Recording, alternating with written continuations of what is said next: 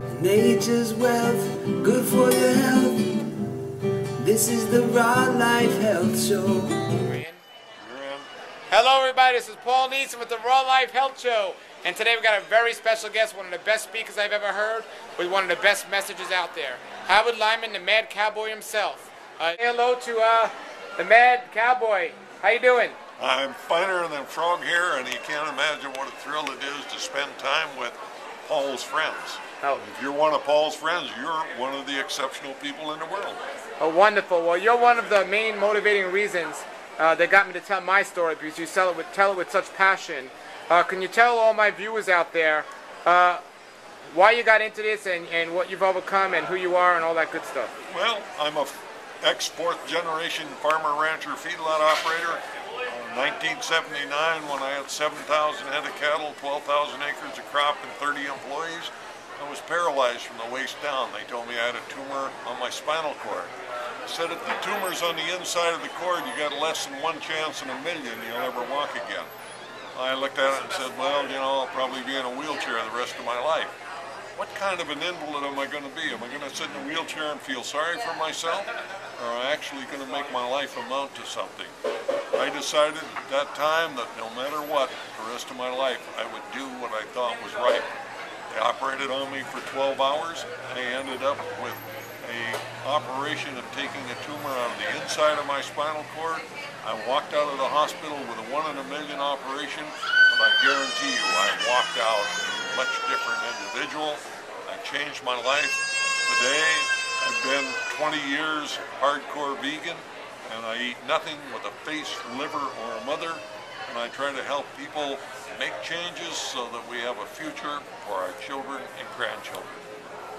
That's wonderful. And tell us, do you have any message for people out there that are dealing with a situation like yours, disease, and they think there's no hope or they're just confused? What advice you would give them? Oh, absolutely. You know, you have a body that was designed to burn the right kind of fuel. If you want to deal with any kind of health problem, the first thing you have to do is put the correct fuel into the body. Our bodies were designed, you know, the teeth for grinding. We don't have teeth for ripping and tearing. We don't have claws for catching our prey. We don't have digestive juices to break down meat. We have a body that was for an absolute herbivore. If you got a health problem, the first thing, go back and put good, live, plant-based food into your diet, and it will send you a lot further in the correct direction. Great. And what about, now you know you've been a cattle rancher and everything else. Is the problem the cattle, or is it what they do with the feeding it all the drugs and everything else? Is grass-fed meat different, or is it just as bad? Well, if we look at something that doesn't have herbicides, pesticides, hormones, and medication, is it better than the other stuff? Of course it is. Is it good for you? Absolutely not. Read Dr. T. Colin Campbell's book, The China Study, talking about it is animal protein that is the basis of heart disease, cancer, diabetes, and obesity. So you can eat something that is grass-raised. Is it better than the other? Sure. Should you be eating it? Absolutely not. What about things that come from animal, like milk and eggs? I know, I'm not talking about the processed in the store. What about grass-fed, you know, fresh, like raw goat's milk? Is that something you would advise people against, or does... Well, if you look at it, dairy products, 79% of the protein happens to be casein. Casein has been shown in the laboratory to enhance the growth of cancer cells. Now, I tell people, if you're going to make one change in your diet, the first change you ought to make is to take dairy products out of your diet.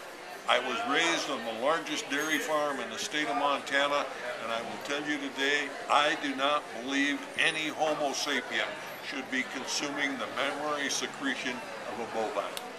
Great. And you've been a strict vegan now for how many years? 20 years. Great. And with raw food, there's a Raw Food Expo. How much of your diet is raw? I think about 85% of my diet today is raw. I still consume oatmeal and whole wheat bread, but other than that, it's mostly raw.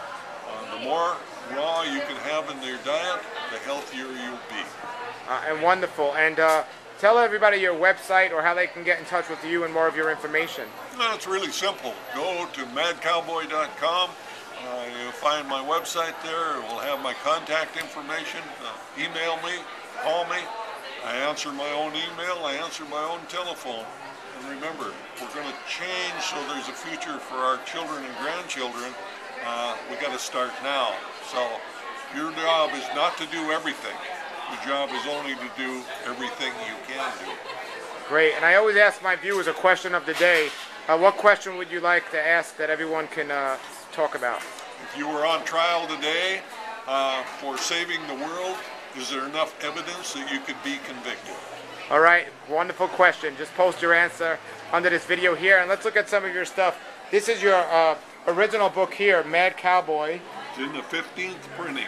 In the 15th printing. You can get it in Polish, Korean, Japanese, Chinese, or Serbian. Wow, and here's your new book, which is called No More Bull. Yep, it's the difference between good diets and bad, and 100 vegan recipes. Available on my website.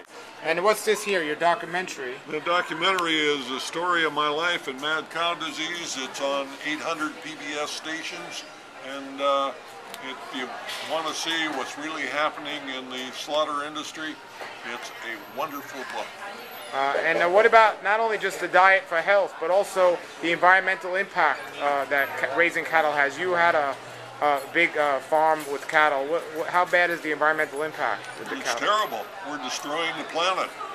If we don't change what is happening in the environment in this generation, we'll be too far down the slippery slope to have a future for our children and grandchildren. Don't anybody be concerned or confused about the fact industrial agriculture today is absolutely destroying the planet. And like you and myself, we were motivated to change or learn because we had an illness. And there are a lot of people out there that think, well, when I get sick, I'll change. And we say, why wait till you're sick? Is there any advice you can give to those people that they think, well, you know, I'm okay, so I don't need to worry about this? Any advice or suggestions for those people? Absolutely. Every person that is watching this video right now has cancer cells in their body, 100% of them. If you're not putting in the kind of food to fight it, you're going to come down with the cancer. Ask yourself, would you not like to live at least 7 years longer and healthier? And all you have to do is eat the best food in the world? It's a no-brainer. If you haven't got sense enough to eat correctly, maybe you deserve to be sick. And for vegans out there, is there anything you recommend? Because I know perfectly well that it can be done the correct way, but many are not doing it the correct way.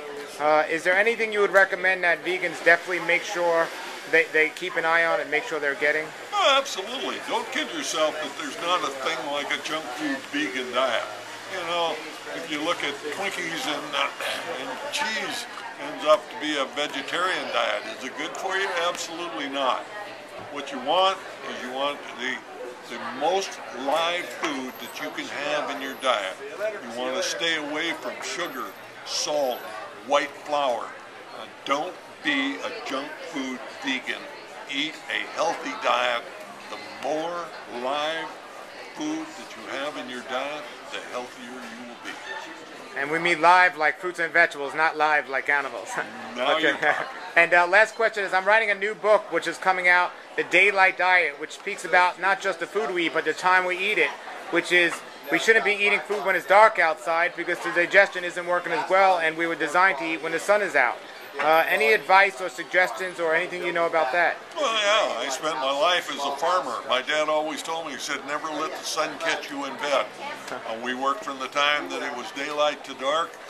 That's how the human body operates. You know, get up, eat correctly, eat at the right time, enjoy the light. When it gets dark, go to bed. All right, great, thank you. And again, the question of the day. The question is, if you are on trial today for abusing the earth, or saving the earth, is there enough testimony out there to save your life? Wonderful. Thank you so much there, my friend, and it's great to see you. Everybody, just post your answer to the question right below this video. And this is the Happy City Dweller with the Mad Cowboy saying, make it a great day and a great raw life. And have some great raw food. Hallelujah. All right, thank you. Good for your health. This is the Raw Life Health Show. Raw life.